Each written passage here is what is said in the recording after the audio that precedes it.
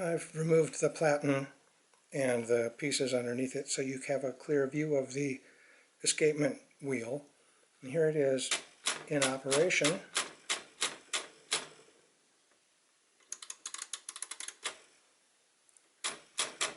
And here you can see the rack coming up out of play when I press the carriage release lever and going back down. So when I press the lever, the rack goes up.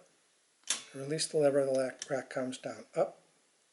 That's me. When I press down, the rack goes up. When I let the lever up, the rack goes back down. It's like a seesaw. Now it's engaged and working. It also moves when I type, but that was the spacebar I was using before. Here it is moving freely. Here it is clicking happily along.